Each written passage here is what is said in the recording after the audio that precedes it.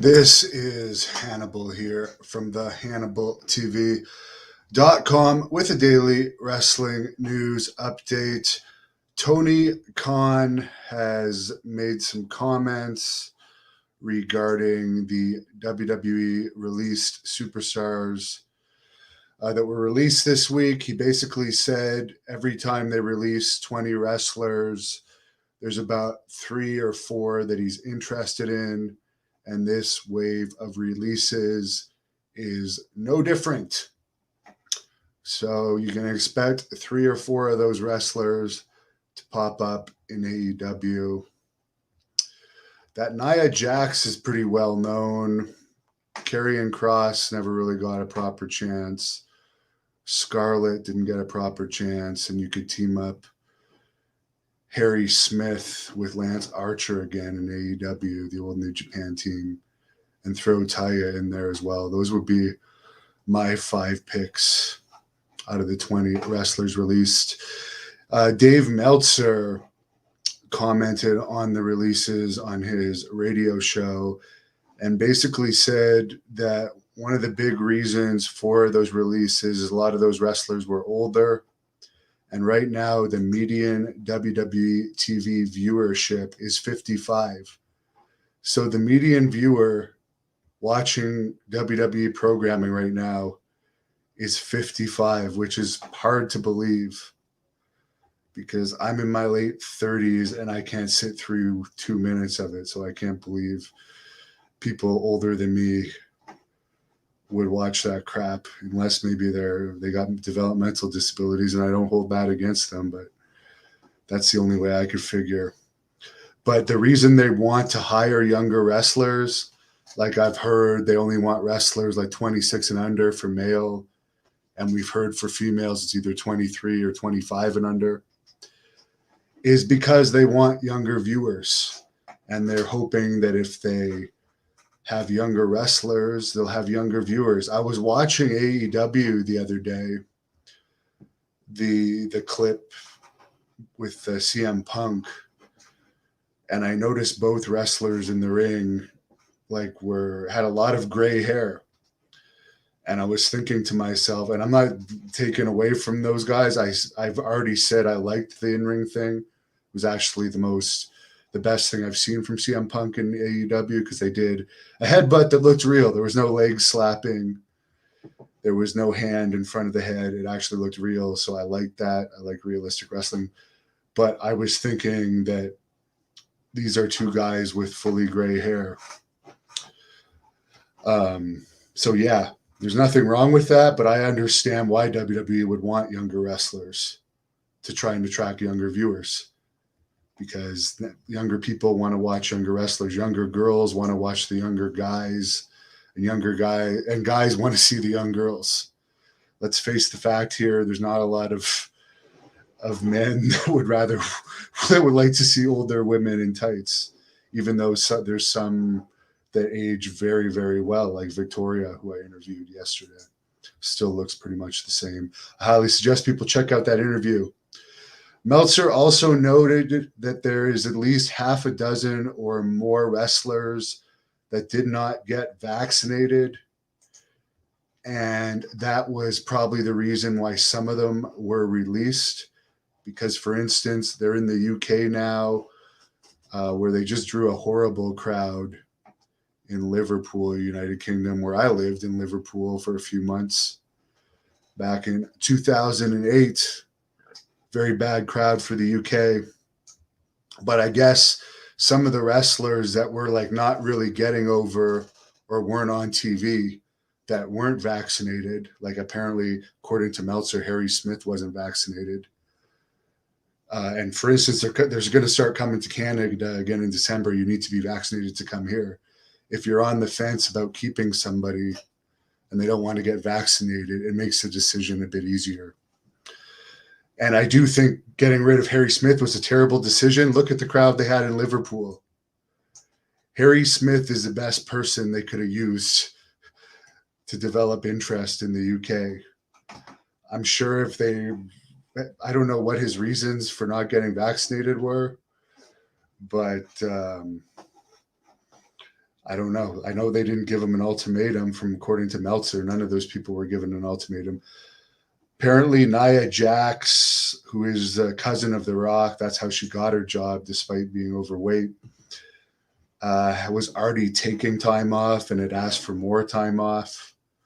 So that could have been one of the reasons for the decision. If they're looking at cutting people, here's somebody that doesn't really want to be around.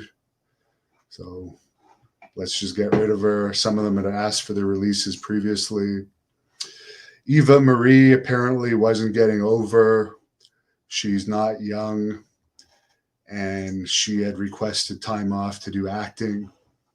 So again, someone else requesting time off.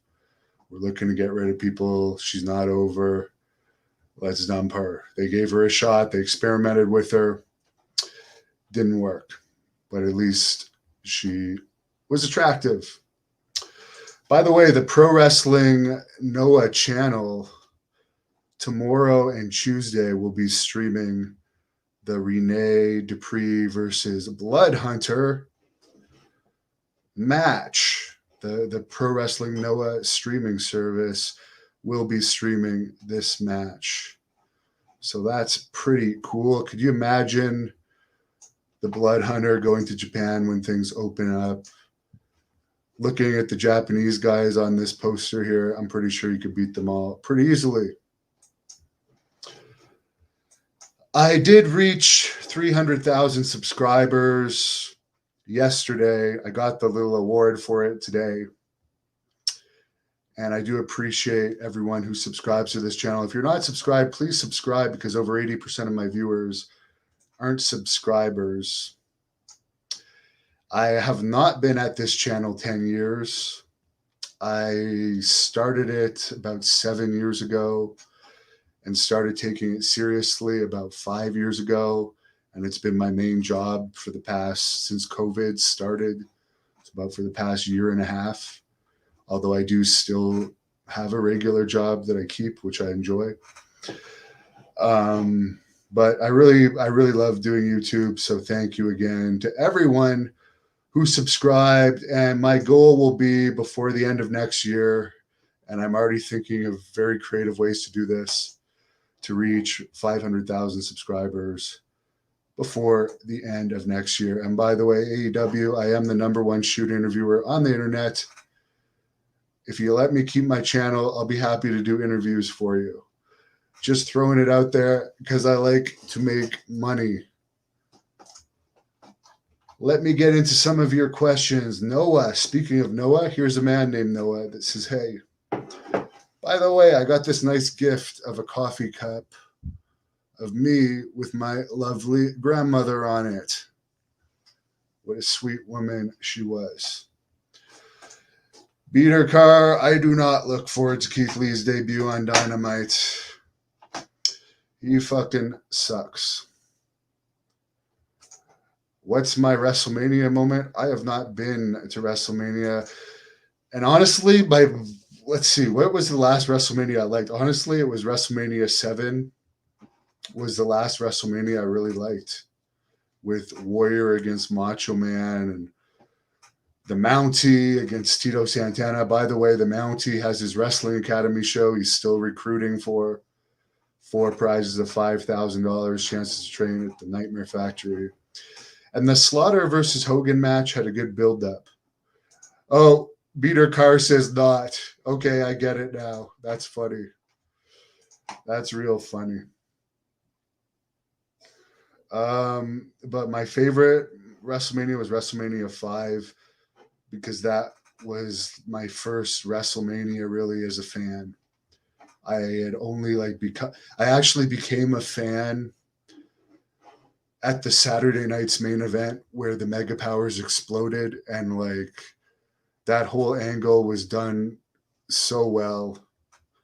And by the way, I was a Macho Man fan. I was never actually a Hogan fan, although I did see Hogan a lot, and I did like the feeling of the electricity in the arena when Hogan would enter an arena.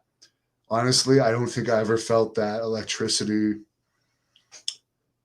that I felt when I was around Hogan matches in the crowd with any other wrestler.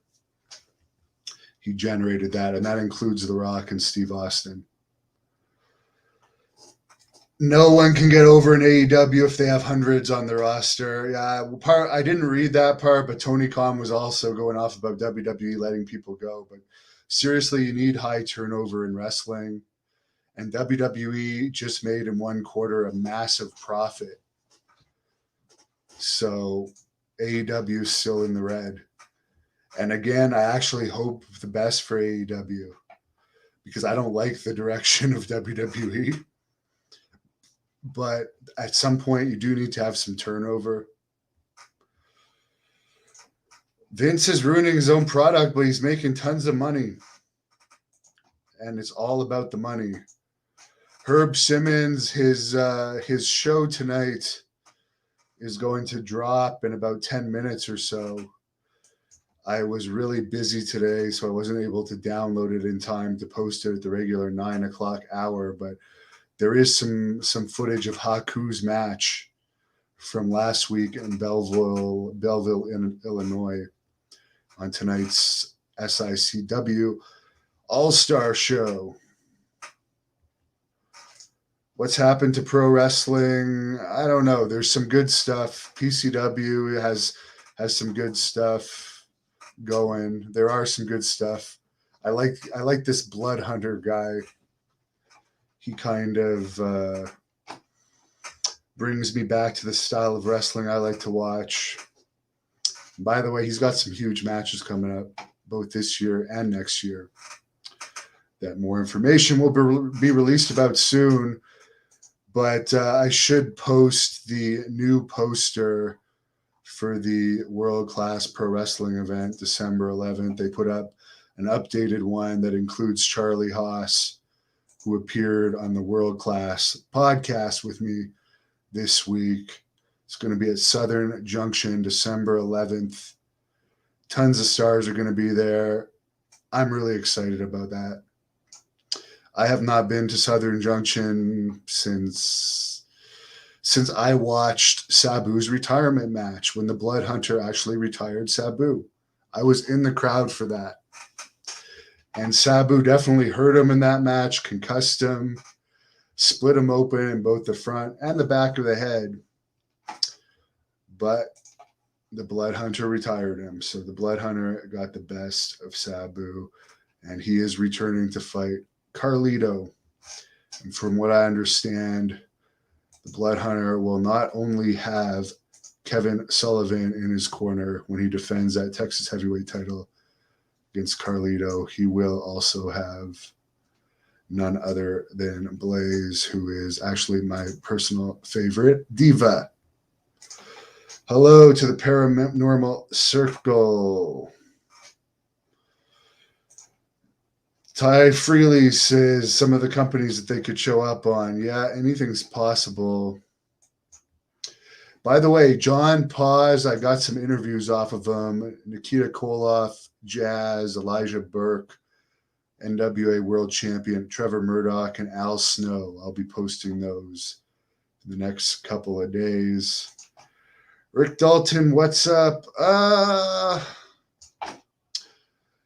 training hard. I'm going through a separation, which is never fun, and hanging out with Piper down here. You want to see her?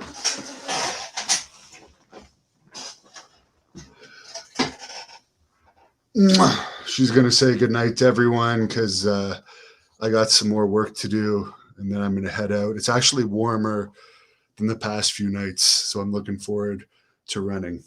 And Piper's going to sleep some more. Thank you for watching the Hannibal TV. Please like this video if you enjoyed it, and click the subscribe button to not miss any of our latest shoot interviews, match videos, or news updates. Support us on patreon.com for $1.99 a month to watch our full shoot interviews ad-free and help our channel grow. Follow us on Twitter at the Hannibal TV for instant updates.